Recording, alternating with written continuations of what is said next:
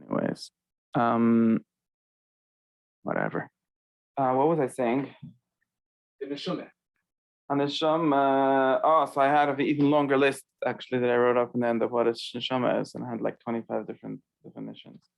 But anyways, the point was that since we're religious, supposedly, that makes things even worse because we have even more mistakes. Rabbi Rambam already complained about this, and he said that the philosophers had less problems than he has in teaching the truth because they had like a whole list. So that's what I was saying. They came up with a list. So Alexander of Ephrodiseus, the Rambam quotes, came up with a list which said like, okay, one reason that people are wrong is because they're not interested in knowing the truth. They're just interested in, that's the mashgiach reason. Okay. They're just interested in power or whatever. Reason number two is because the subjects are just too complicated. You need to learn too much, so it's too hard. Reason number three is people are stupid. So that's a very clear list. And then the Rambam goes and says, well, like this thing. I'm not sure what he means by this. I gave a whole class to figure out why he says that, but that's what he says. Then he says, that nowadays there's a fourth reason, which is that they read the Bible too much. Basically says this, doesn't say that in so many words, but that's what he means. And since the Bible says all kind of things which on their surface are wrong, or imply people understand them the wrong way, and it's very hard to budge them because they say, "What do you mean? That's what it says," and you're an apikoides if you say differently, and so on. So that's the fourth reason for people being wrong. It's like the stupid saying that says that to get good people to do bad things, you need religion. Right. So it's also to get smart people to say stupid things, you need religion. Maybe that's what he means, because in the default world, and if you're smart, you're smart. If you're stupid, you're stupid. But now even that doesn't help because you're obligated or feel obligated to have thoughts. But anyways, I'm not so much thinking about this problem, more about the problem of that we have a lot of ideas, a lot of very confused ideas. I think extremely confused ideas because we not only have religion, but we also have a religion with a long history, and so which means that we have went through 3,000 years or so at least of people having different thoughts and in different contexts and with different meanings, and for the most part we sort of believe all of them at once, and then you don't even know what you're saying because you say like things that don't really match with each other, and there's a lot of very elaborate systems to try to make all of that work in some sort of coherent way, which is interesting. But at least if you don't know, that's what I at least think. If you don't know the tensions, if you don't know what's pushing things in this way, what's pushing things in that way, then you sort of don't know anything. So there's sort of two things that I try to initiate people into. One is that the thoughts that you have might be incomplete, even though the Heilige Rebbe told you. He might either he does know and you didn't understand, or he doesn't either know, whatever it is. That's one thing. And secondly, and even if you do have some sort of theory in mind, which might be able to be teased out and made into something palatable to the intellect, it still might be a sort of peace treaty, like a theology designed by committee, where like try to find that what the Constitution really means, but it didn't really mean anything because 3 people wrote it, and each one meant something else, and they wrote something deliberately unclear so that everyone should think that they won, So that's something that actually happens very often. Yeah, I mean, everybody be the winner of their own game. Yeah, but it's not only that, it's also and it's actually very old. I mean, if you really want to take this kind of analysis to all the way up the rope, you could, and you could find like even very early where there's different, or things come from contradictory sources and sort of became one. Either became reconciled or sort of just stand in for things, and nobody really thinks too deeply. If they work together, everything is just a metaphor for something, some kind of symbol. So anyway, that's the two big problems two of the problems that I like to solve. There's maybe more. I'm not so good at making these lists as those people were. Yeah, but it's good. I do like the method of making lists. The Sadhya, Buddhist, and so on method of making lists is a good method. And they also, by the way, then those people's lists are not consistent ever either. Like I said, these are the 3 reasons, and then the next chapter will say, well, these are the 5 reasons, and they sort of map onto each other, but they're never the same because it's just a way of organizing your thoughts. It's not like supposed to be some sort of, even the Rambam, which has like 13 ikrim, and then another never repeated that number again. Okay, and then you ask me another time, say, well, there's 4 ikrim. Even Aristotle did 10 categories in his very famous book. Most of the time says, well, there's 3 categories, so like 1 or 2 and the rest, whatever. So, and then there's only Mepharshim struggling to reconcile it. But it's just how things work. Anyways, so that's 2 of the problems that I do. So therefore, for problem number 1, at least one of and the first problem is a very big problem. Like I told you, very different teachers of thought and however they call it, pneumias and things like that have always claimed that it's much easier to teach people that haven't had religious education than people that did, because they have less mistakes. They're not relying on if you have an external framework. On the other hand, on the other hand, this is not really true, because at least it should somewhat be helpful and should also be able to give some criticism. Maybe those people just like people that don't know nothing and just maybe that's really what's going on. That's a third subject, a whole other subject. But it's also true in a certain sense. So anyway, so there's 2 things that I try to do, and there's a huge amount of work to even get to one basic concept to figure that out. One is if you can sort of disambiguate a concept that we have, or whether one that we have in sort of common language, people talk in the world, in our world, talk about certain. Now there's another whole thing. I'm making lists on this. There's another whole thing, which where we, besides for being a hybrid, Kabbalah, Rambam, Chazal, Mikra, and so on, faith, we're also a hybrid people, in the sense of being both living in the world and not living in the world. Everyone in their own different levels. But it's actually very weird, and this is another thing that I get into so many fights over. At least when I try to give a real example, where on the one hand, so for example, if you take the example of Azal, which is a very good example, because like if you read, and I want to read of Sadio, or even if you read the Greeks, for the most part, they're all very sure that there's something called a soul. Just not clear what it is, how it works. Like, one guy said it was made out of fire. The other guy, if you read the Aristotle, called in the beginning of On the Soul, and all ancient taxographies, they call it lists of different opinions. Like everyone has an opinion about this. One guy said, Sally said that magnets have souls, and the other guy said that's crazy. Only humans have souls. And then the other guy said the soul is a fire, and the third guy said it's a water, and the 5th guy said it's both, and the 7th guy said it's nothing, or whatever. But they're all have any commonality okay. So they all seem to be talking about something, just at least the way Aristotle, people like him, tell the story. You could tell a different story, but to tell the way the story is usually told, and it's not a crazy way to say it, is that they all seem to know what they're talking about, right? They all seem to have some sort of notion in common, and they're disagreeing about what exactly it is, or how it should be. And of course, if you like, this is what all the old philosophers are very worried about. If people have different meanings in the same word, are they really talking about the same thing or not? We need some sort of framework to even talk about this. But it still at least means that in the basic sense, if I walk into shul and I say, "Rabbi, I'm going to give a shir about what the soul is, and how many parts does it have?" Nobody's going to look at me and say like, "What the hell are you talking about? I don't know why you even need a soul.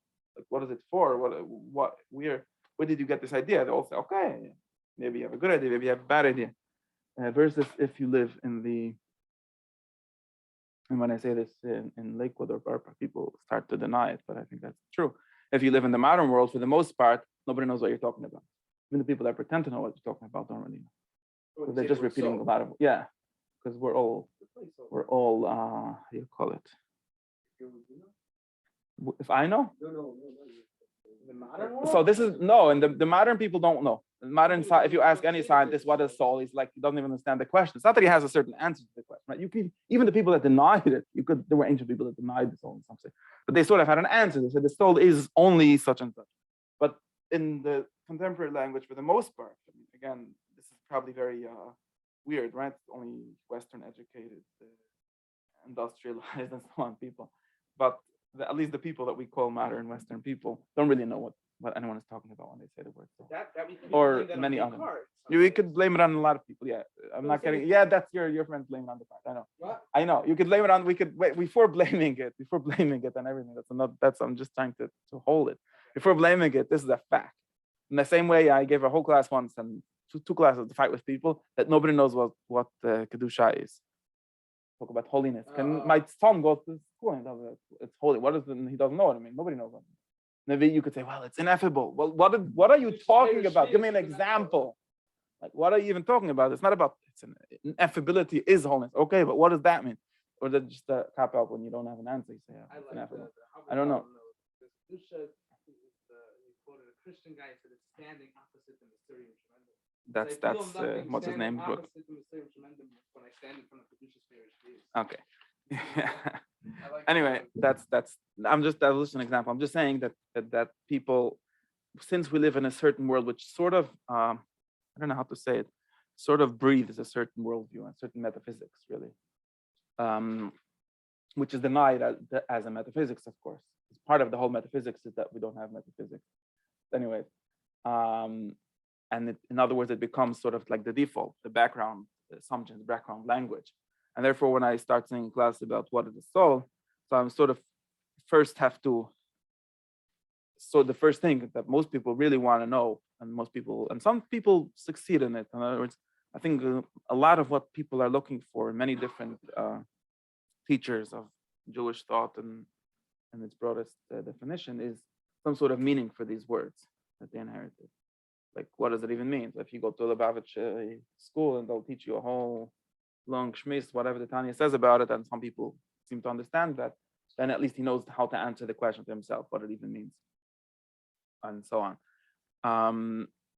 But that's a big question, and you have to, besides trying to answer that question, which the ancient people didn't seem to have to answer. In other words, we need to try to figure out what is the problem, who is right. Like maybe we're right. Why did they assume it's so prior to the inquiry and why we don't? Sort of, yeah. Maybe they were right. Maybe we're right. Maybe there's some the Micah Miflig. Maybe there's something going on, in philosophical sense or in a social and many different ways. Or maybe we just like the general science narrative that we just sort of discovered that it's nonsense and moving on. That's one story that you get told in school. And at the same time, I have to sort of explain to you that you have this problem. So like we could say, some people would say, and I'm not sure if it's true. I'm never sure which way to think about this.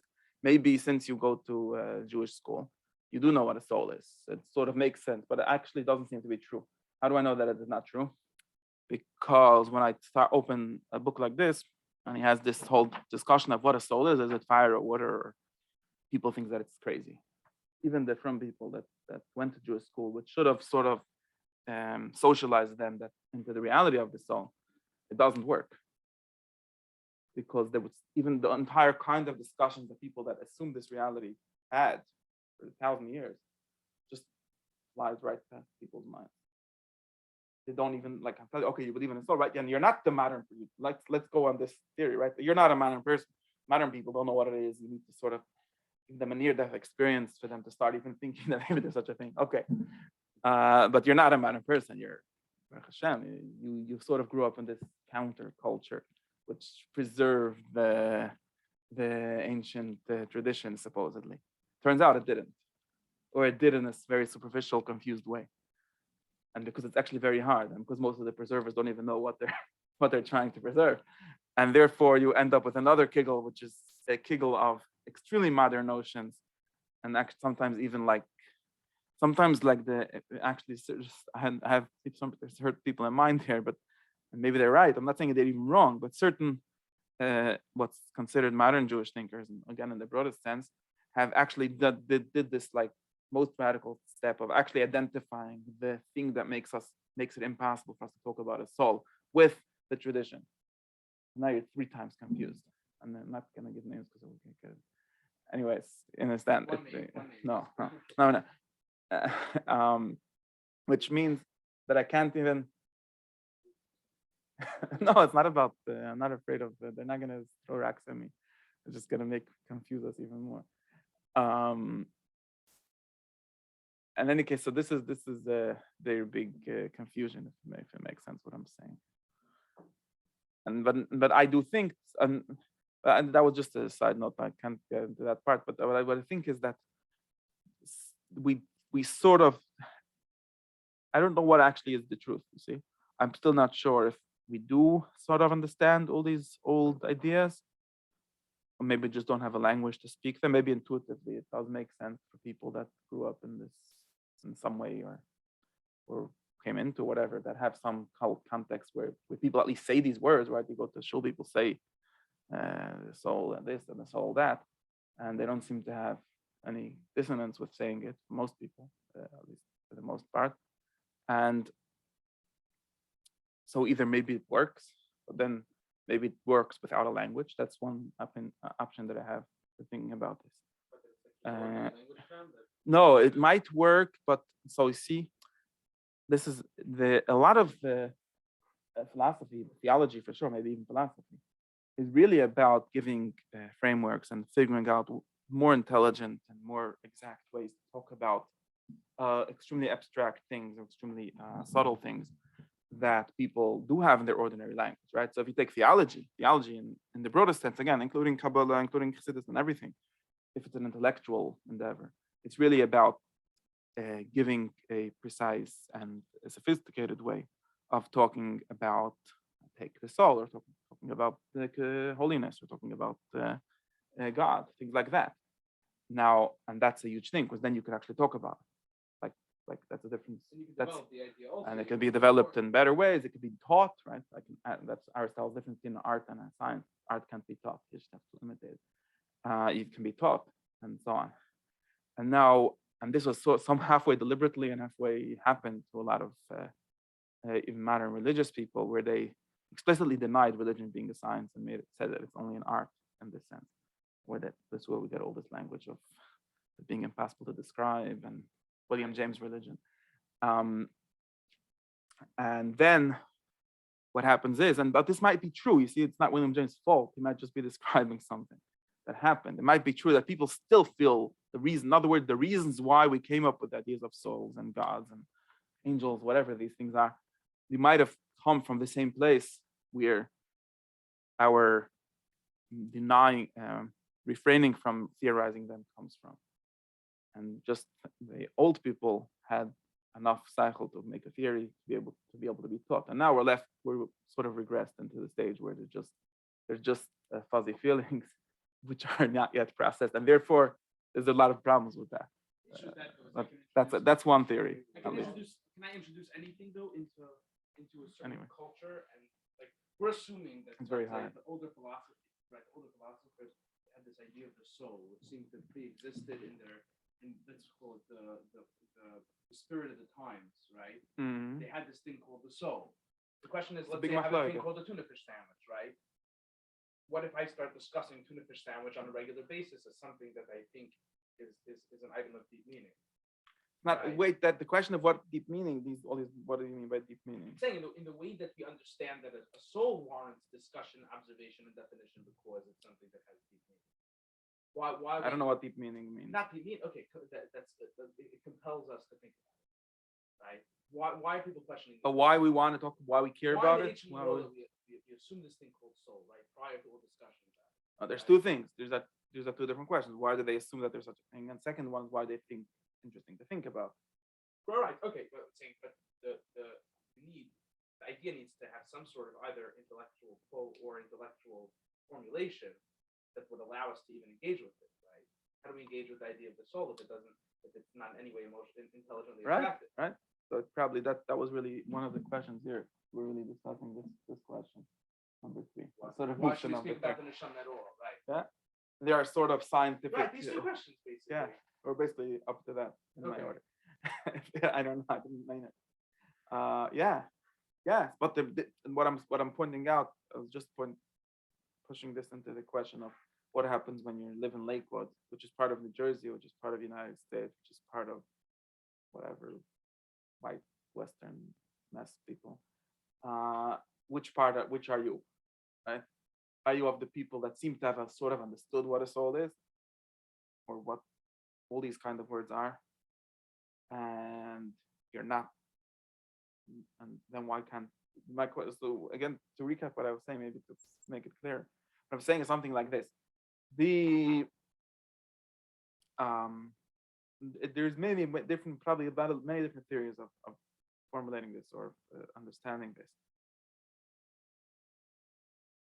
There's three kind of things. There's people if, for example, in Avram Avinu's times or whenever, right? People seem to have, at least let's assume, maybe they didn't, maybe, but let's assume that people had sort of fuzzy or ordinary language or intuitive notions of a soul. How do we know? I know actually how we know. We know these things from sort of verbal archaeology, because language, almost all languages have at least a word that sort of corresponds to the word soul, although in Hebrew is a good example of, and including Greek and all, they're not as simple as we think, but there's at least words that sort of somehow evolve to mean soul, and they sort of work in most contexts. Well, there might be and there might not be, but but there's at least a word that fits on most, for the most part, which is nefesh for the most part, or neshama, one of these two words, or maybe ruach, and so on. Yeah, I mean, at least in Tehillim and places like that, it depends which part of the Bible you're talking about. At least in Tehillim and later writings like that, whenever it says nefesh, you could put soul, and it totally works, and that's basically what it means. In the Chumash, it works less. Right. In Tehillim, it almost always works. Of course, depending on what you think about it, you say soul. But you could, the question if you could put self, and would it mean a better definition? Okay.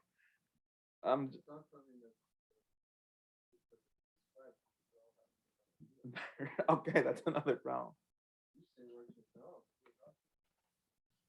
No, so I'm talking in the philosophical sense, not in the personal sense. Right, but that's something we could talk about. That's not mystical. But that's why we have to like get options and see.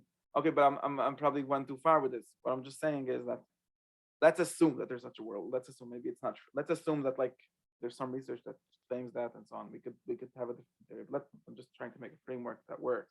If there is number one, a like intuitive, ordinary, let's say it's fuzzy, but understanding of some self or soul or something like that. Now, right, and that's one people, and then there are people that say, I have no idea what you're talking about. These are two intuitive kind of people, right?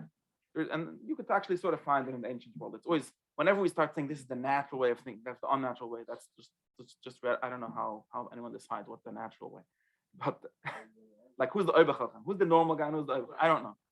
But and if you read the pre-Socratic philosophers, which I sort of always take for like representing the normal options for people that are not very sophisticated. There's basically two options. You could basically be a materialist or the total opposite, or a dualist. In the most broadest sense, you could either say there's no such thing as a soul. There are pieces of flesh and bone, and you put them in the grave, and that's exactly where they are, and that's the end of it. Or you could basically have a separate soul. In other words, like ancient Egypt, like this very ancient idea. It's not like it was invented last week. It was invented very early on in human history, maybe as long as there's human civilization. Very hard, but that's definitely a very old idea. And there seems to have always been people which, let's assume, I'm not giving an historical real history, I'm just giving a framework. And nowadays there's such people, right? I know that I'm just projecting from what I know. I know people that when yeah, some people know what you're talking about, some people don't.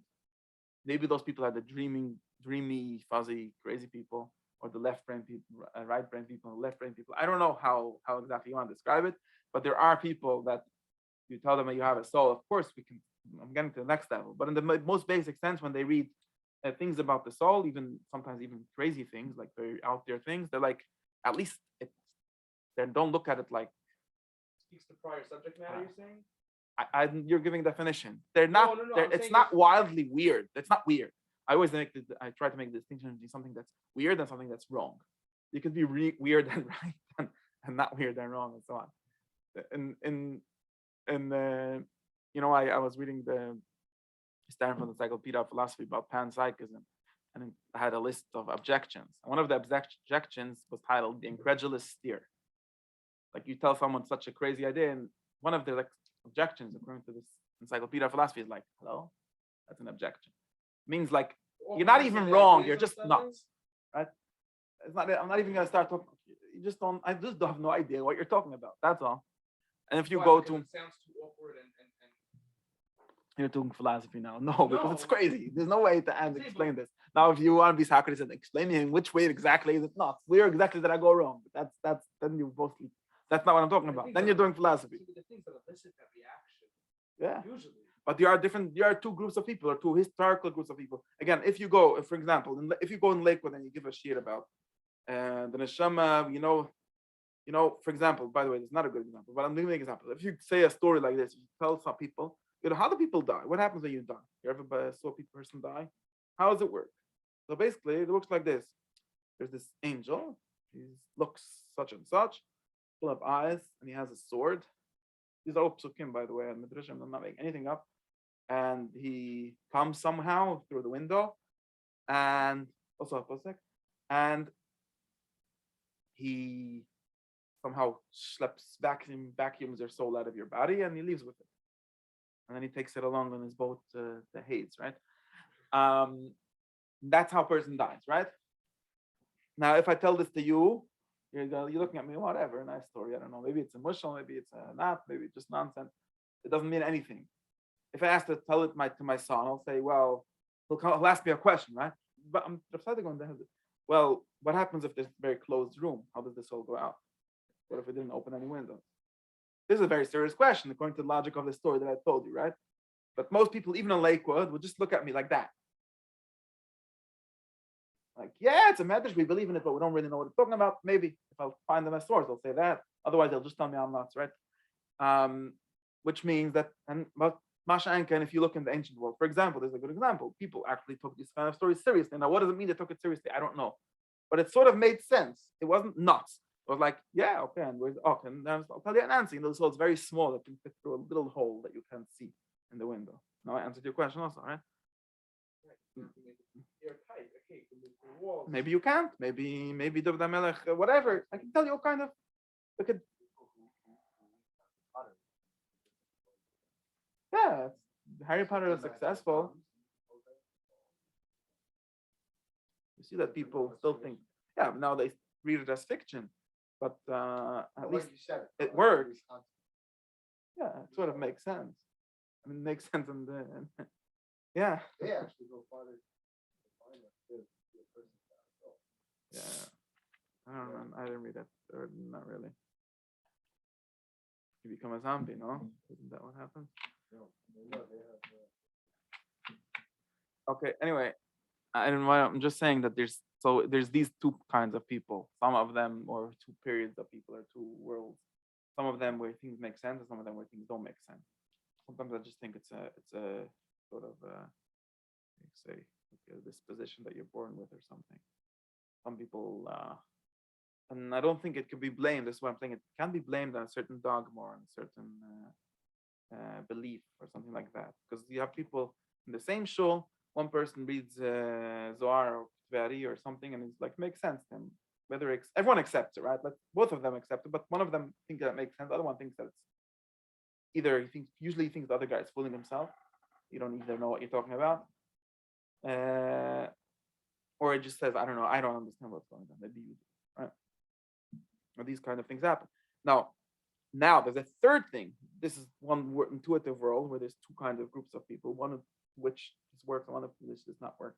Now, there's a second whole level, a second whole story, which is the philosophical, intellectual discussion, right? Or is it like this? Is it so, or is it not so? And then there's the brother of that world is the theological, dogmatic discussion. Do we believe? Must you believe that it's so? Must you not believe that it's so? These are three different worlds that meet in very weird ways. Right, and you have to believe in soul by name only, or can you have to believe in a particular? Is there an essential? Well, I don't. Okay, yeah. What does it even mean? I'm just saying the story. Now that you have what my question basically boils down to, if you believe this, if you buy this framework, is what happens when people are living in group A2, right? The group of the intuitive group that doesn't make sense to, but their dogma, so C, I have letters in my head already. their dogma says that they believe in it. what has happened? Then you really have So to Lakewood start is in. I'm gonna make you a picture. It's not gonna help you. I'm gonna make.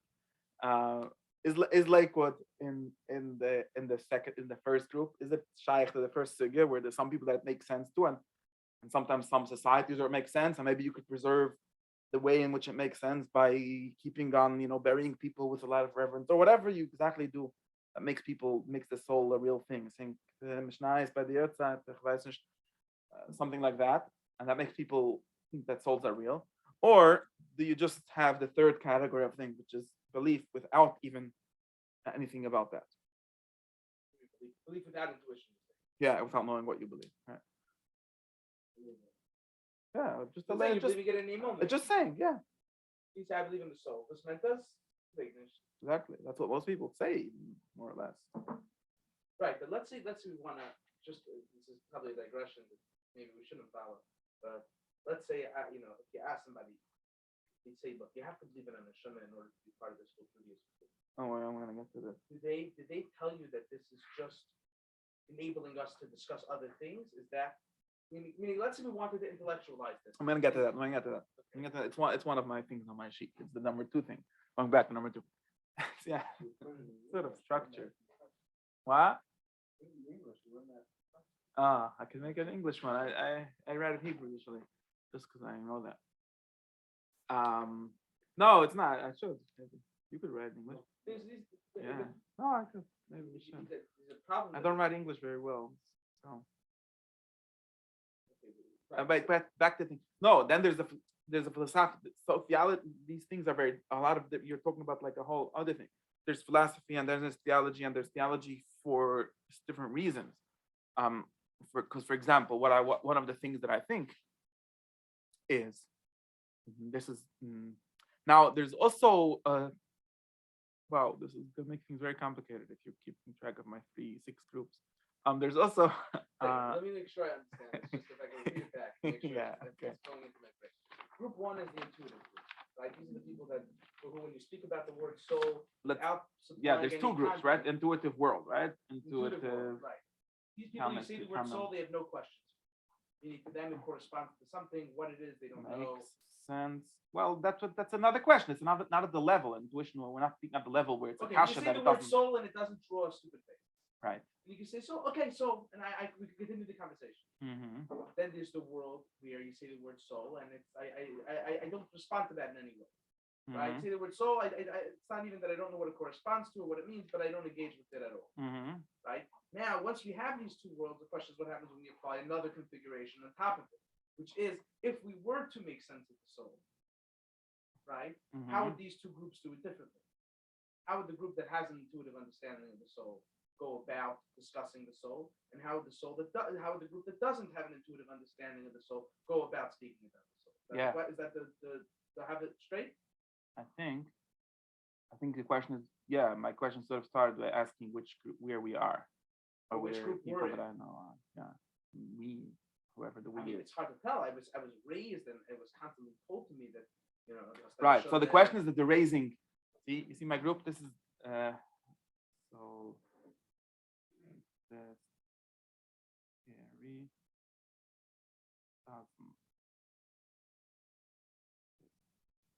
Scary. Okay, you see my paper.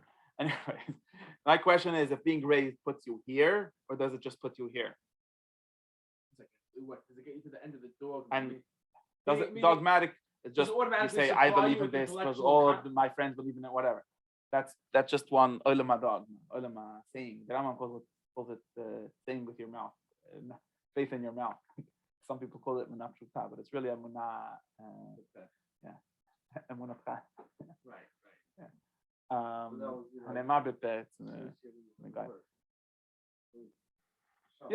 Yeah. Basically, but it's not even. It doesn't even refer to anything in your mind. It's just a word. But of course, that's not really ever the case because words have a whole context. Just to make sure, you're saying does being raised? You're asking whether or not it puts me into any of the 4 former categories. Well, there's one question which is does being raised, because in my understanding, something like this. What I call the modern world is more or less entirely here. That makes no sense, box. And that you don't believe that all Some as a result of that? people, no, it's actually the opposite. Even some people that are in the soul exists theory are still in the camp doesn't make sense. Meaning Descartes and all of his Chassidim, because they all see it as something very strange. It might be in a certain sense less strange because they say consciousness and nobody knows what they're even talking about. This weird word that someone invented called consciousness. I don't know what it is, and I mean I know what they're talking about, but there seems something when you there's something very, how would I say? There's something very strange with the even philosophically something strange with it. It's just like being a different substance and everything don't see else. the soul as anything to do. The idea of when I hear a modern philosopher use the word soul, right? The point is to invoke something more than consciousness, but the account of the entire So the interesting thing is, let's talk about this level. The interesting thing about this level discussion, intellectual, philosophical, technical discussion, is that a lot of it is just this in fancy words. Because if you read, a lot of it is just the make sense. Elaboration of the intuition? Yeah, in very long treatises. And depends on the definition, no? You could actually read the contemporary debates about dualism and stuff like that, and see people saying, so people actually use caricatures, right? There's you have a ghost in the machine, right? You know such a saying. That's just making fun. That's not an argument. Don't say anything. Or what some other people keep on saying, the word, you just believe in spooky stuff. Right. These are like real analytic philosophers use this word, and it just doesn't mean anything. Spooky or not, it either exists or it doesn't exist. That doesn't show anything. But what it shows is that you live in a world where it makes no sense. And therefore, it's not really an option to say, the soul explains this. You just said gobbledygook, nothing, didn't say anything. So therefore, gosh, either you come up with some materialistic theory, which is not on its face really more reasonable, but just it's possible for you in your mind, or you just say, I don't know, or you say all kinds of maybe science next week will find the soul, all kinds of different ideas. But that's really one story. Know what you're looking for, right? What would you find that would deem adequate in order to satisfy this criteria? This is a tricky question. We're going to solve this hard problem of consciousness, and then everything will be okay. Anyways, we'll finally make an AI it doesn't really add up, these words, but that's what people think. To me, they don't add up, but I don't know. To other people, they seem to yes add up. 1 second. In any case, not getting into this discussion right now, just doing the meta discussion. The meta discussion is that if you live in Lakewood, now, the interesting thing is, now, of course, there's a lot of people that are just doing this in order to prove this, right? They're just doing damash teshuv lepekar. They're just saying, well, I'm going to disprove those stupid atheists and so on, right? And those people might still not really believe in the soul, and then do what they're saying. They still don't know what they're talking about. They just have good arguments to prove that their parties should win the elections, you know. And so on. So all these different configurations could exist. I think that there's something, at least when I live in Lakewood or I talk to people here, it seems to be hard to show this. My claim that living in Lakewood doesn't really necessarily put you at all. And the reason being, at least I usually claim that it's because you will still live in New Jersey. New Jersey is bigger than Lakewood, like the cloud is stronger than the path. That's or whatever, New Jersey. What, the osmosis, I guess, of the environment is ultimately what's going to define whether or not I have this. So 1 second, then now I have an objection already. In this intuitive understanding of things, you're saying is that conditioning in no way can affect this, or can it probably could. But not only that, but it does. I claim that the English written art scroll is a materialistic English, and therefore it doesn't help that they're translating a very non-materialistic text. Probably not. Right, you're right. Meaning everything. But it's like being in the ocean and creating an aquarium. Like it doesn't work. Art school actually doesn't use the Shivish word almost on purpose. What, right. They have like their own level of Shivish word. No, but they speak right. In any case, I'm asking you like this. No, that's not actually true. Of course, there's some sort of climb. They have some sort of between all the words.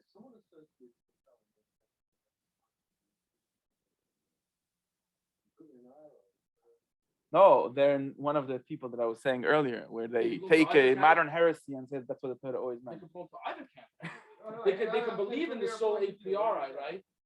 I don't think consciousness. Again, it depends what they mean. Some people are using this, like even Descartes presents himself as proving that the church is right. But But if you mean consciousness is not a word that more or less maps, in my opinion. This is something that's very It doesn't tricky. map That onto anything. it doesn't map onto almost anything that's said in any holy book about the soul. More or less doesn't. Okay, but let's say Now, it's in the camp of it's in the camp of people that have only number 2 without number 1, or it's helping them prove number 3 and they don't even have that. Because I actually think that consciousness is more of a philosophical term, at least the way it's used in this discussion. And philosophers, for philosophical language to make sense, is also a certain kind of disposition. I think that most people think that the Wittgenstein story, right? So Wittgenstein has said a story. He was very worried about this question in general about ordinary language and stuff. And he said a story about 2 philosophers sitting in a park and discussing if the almond tree exists. And a guy walks by and he says, "You're crazy." They said, "No, we're not crazy. We're just doing philosophy." So this is not crazy. Even to say that you understand there's a separate substance called makes consciousness and so on. That those are words that don't make sense to ordinary people either. It's actually the intuitive sense, like the yeshiva sense, might make more sense to normal people because somehow maps onto what normal people think. Anyways, if we use a Vinegar attitude, right? What? What can we say the soul is for sure not? I don't Just know. as a question, right? Meaning that to Can't say me, anything, it's at true. least, when we say soul, even though we invoke in yeshivas at least, right? We invoke this idea, even though we don't pursue it diligently. But the soul does correspond to loosely, of course, to the totality of inner life, right? All my passions, think so? my emotions, my grand Last week we said a subjectivity, different right? shot. Last week you said something I'm else saying about the I'm yeshiva, so saying it's written down. that's what I'm saying. The yeshivish world doesn't pursue this. It doesn't pursue this all the way. But if you ask them, what is your inner life, they will tell you it's the neshama. They might not tell you vice versa. What would they? Not sure. To me, it's like, obviously, it's more than my inner life. Obviously, the neshama is not something that it represents itself in immediate subjective data, whatever term you use to describe inner Right, world. so that it's not that. But And my it's inner something world is obviously a chaylik from neshama. That for sure. Not sure. I'm not sure. Wait, That was but never so what is okay? And meaning- therefore, are you disproving something that I'm saying? Like, No, I'm therefore, asking- they do know what they're talking about. No, I'm asking even. I have two questions on the category. First of all, what would influence category A? Meaning, we're saying there's a category of people for whom the soul is an intuitive concept. Mm-hmm. This can be conveyed onto a Yeah, I person agree. from a certain intellectual I agree. environment, not intellectual environment. I agree. From a certain environment, period.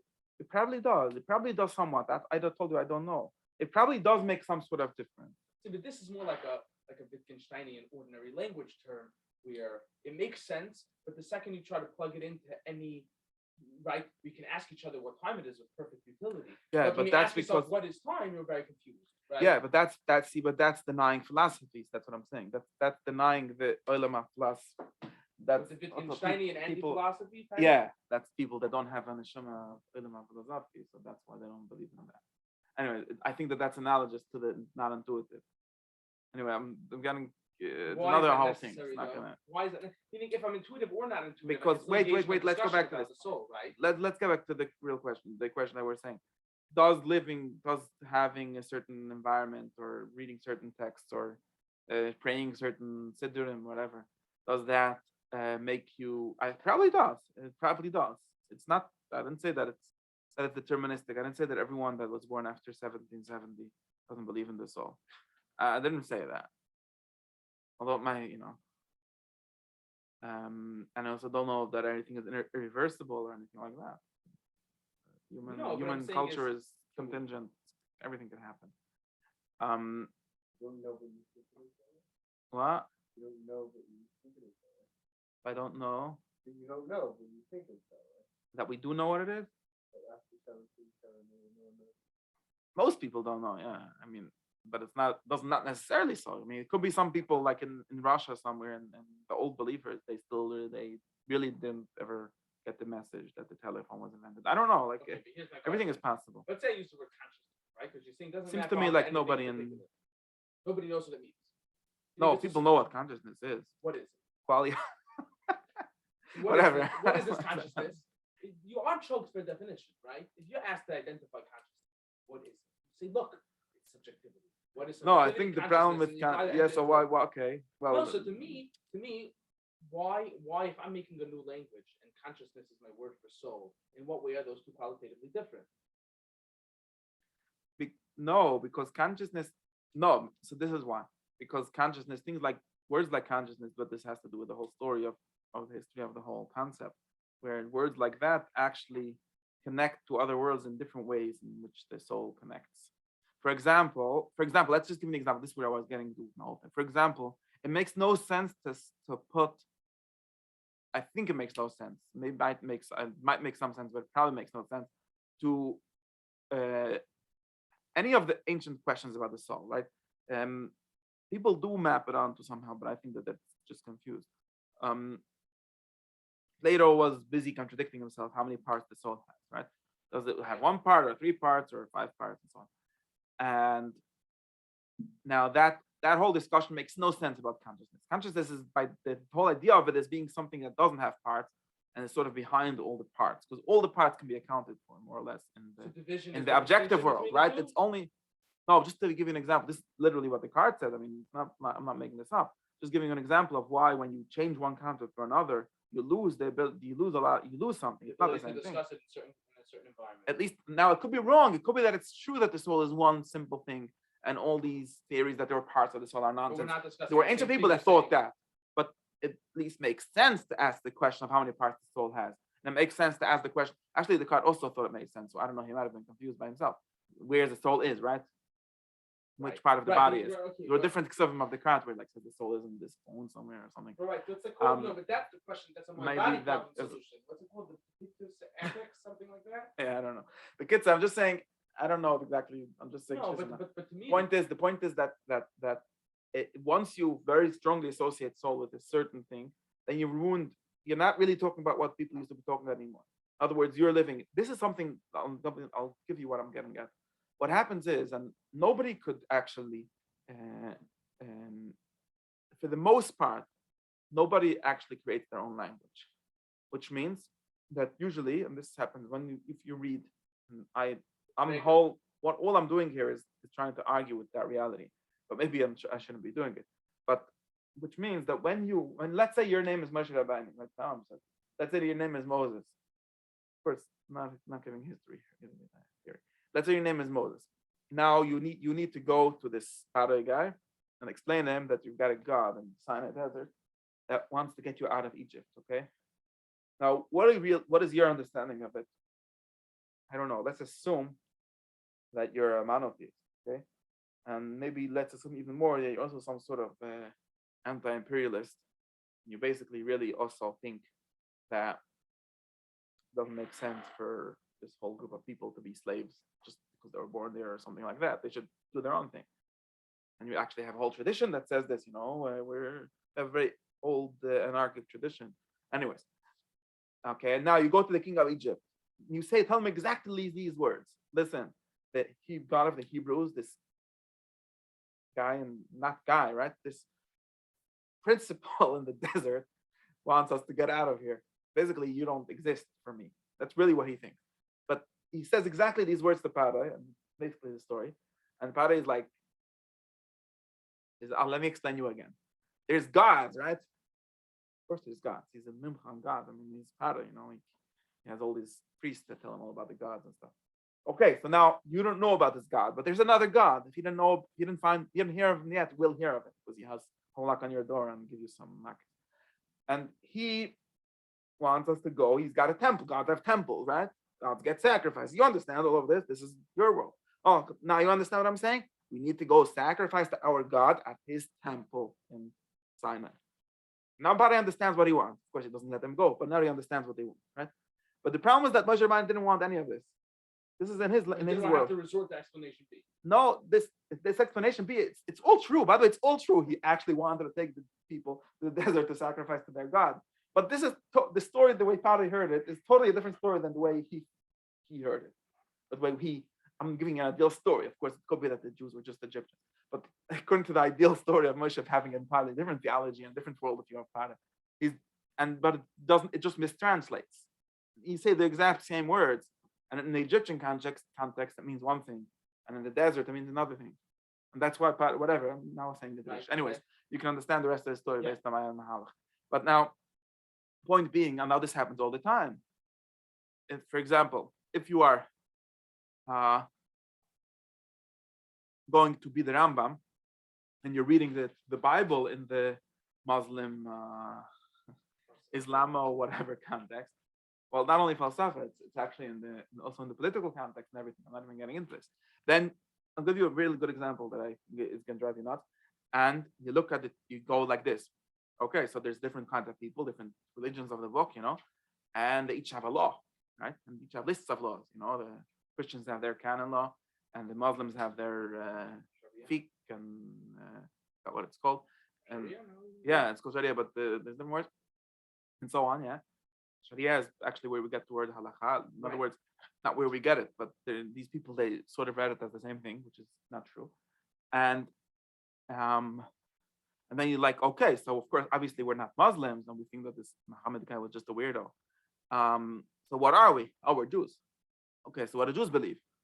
So you sort of start defining Judaism in the terms defined by the culture around you. In other words, okay, we've got these articles. If you're a Muslim, we've got 2 articles of faith. Okay, we've got also whatever the list of articles of faith are, This is what makes you a Jew. And then if you're a Muslim, you have a law.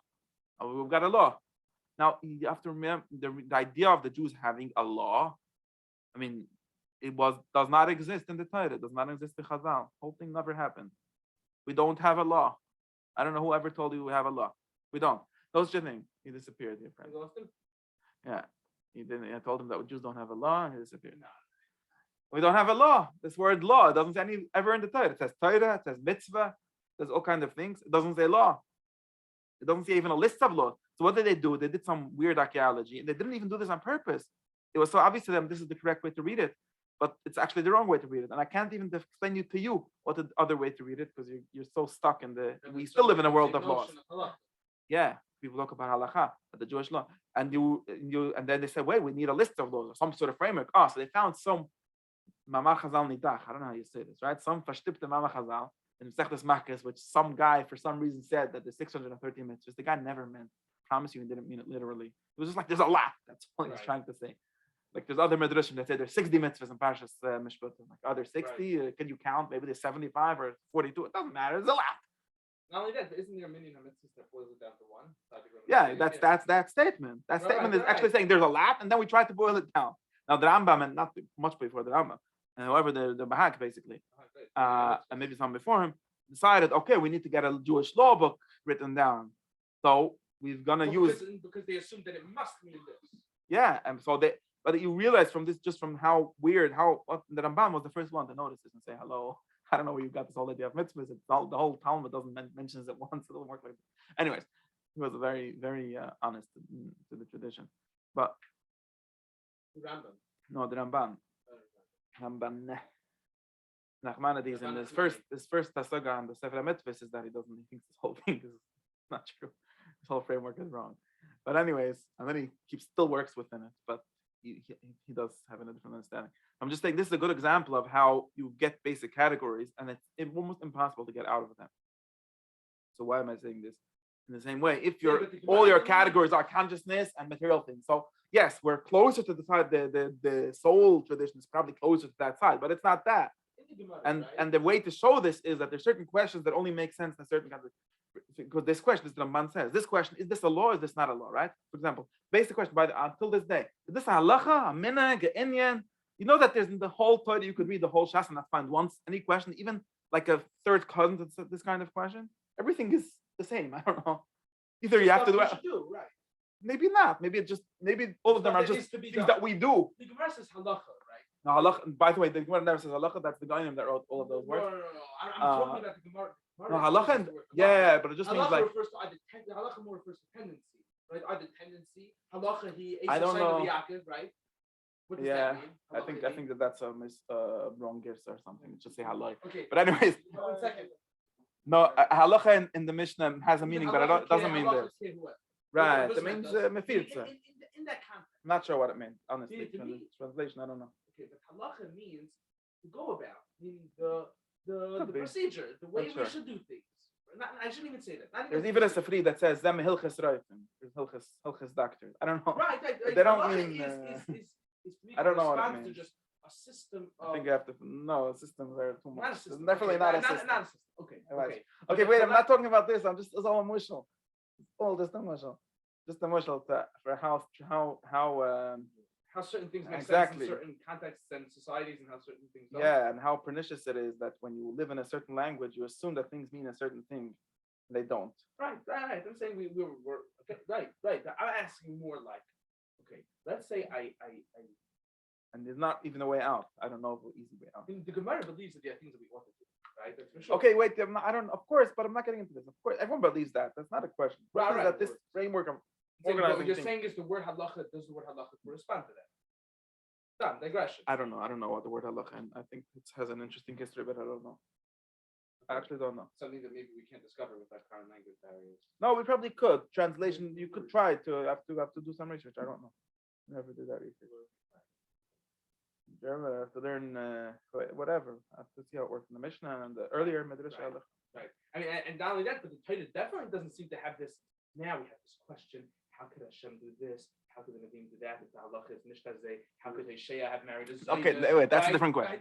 Right? No, okay, that's another whole question. That's not even that's a different level of question, right? They Saying, just but didn't follow the halacha. That- But I'm saying there's of not course even not, such but a I'm saying thing. that's the way of applying. the It's such a whole- thing, but it exists in a different.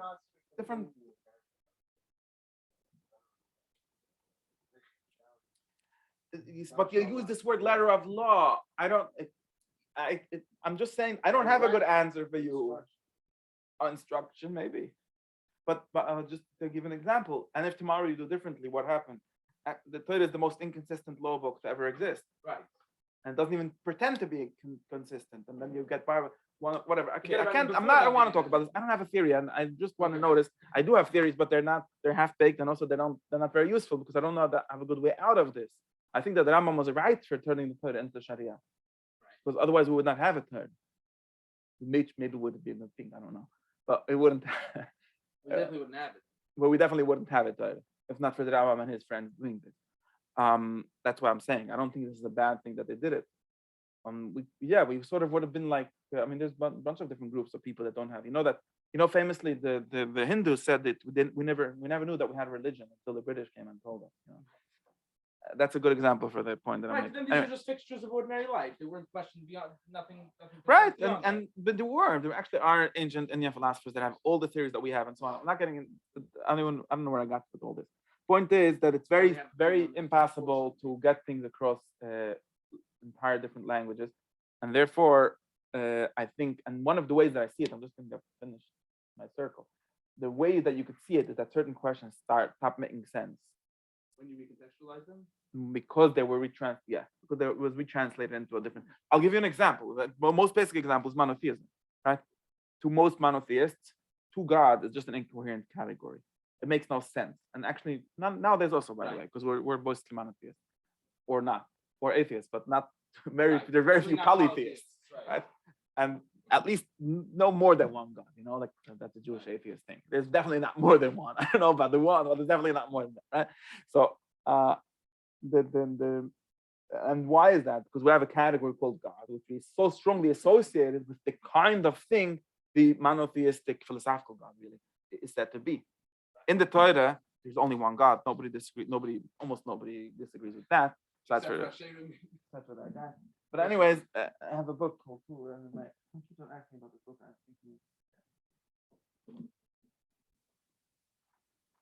Okay, besides for this guy, and I don't think he has a good eye on it. So besides for that guy, of course, no, in the town, anyway, besides for that guy, there's nobody. There's two guys, and I don't know. There's just a book about people that believe that very concept. Anyways, besides for that guy, nobody thinks that. But it's not mufrach that there should be more than one God. That's the important thing, right? It's not crazy. The people that think in Yeshaya, everybody starts to become crazy. But until the book of Yeshaya, maybe tell them a little bit.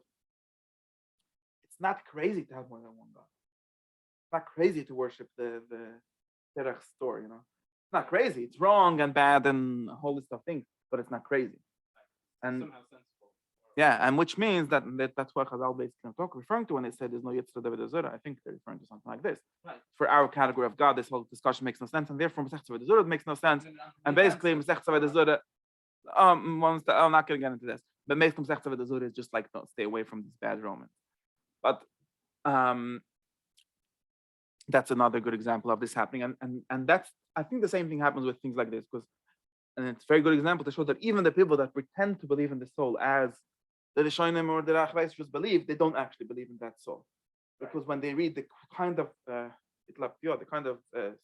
puzzles that they had about it, until it gets explained, I can explain. We'll explain it, but they don't seem to make sense at all. They seem to be like wild, weird stuff that just doesn't connect to anything. So you could probably explain it. Maybe the trans. So there's different things to do. Right? Meaning when I grew up with my ordinary understanding of the Neshama, I never thought, wow, you think it maybe is fire, right? I never had this question. And not only that, because someone said, if an ordinary person came over to me and it didn't seem to come to with the authority of any prior tradition, and said, do you think your soul's made out of fire? I would say, I don't know. I don't see why it should be. Right? I don't even see why that's a relevant designation. Maybe it is. I don't know. Isn't I it so weird? Fire is actually a good idea. Let's see someone said maybe I could try to explain it's made it. out of sour sticks, right? I'm going to try to convince you that all of these theories are actually extremely reasonable. They're just wrong, but maybe they're not wrong. No, but they're extremely reasonable. I can perfectly understand. The fire theory makes sense. The wind theory makes sense. The air theory, I don't know about the water theory. The water theory, I don't understand. Really? I don't know about the fails. Hold on. Like an Axamander had a pretty good. Yeah, he had a better theory. The water theory, I don't know. I don't know about the water theory. In any case, we'll get to that. No. Yeah, but then it's like Sadigan said, nothing is good. Nothing is good by itself besides for God. All things are good, and maybe I am. That's his big thing, is that you're not a God. Maybe you are, but yeah. I'm gonna stop this thing.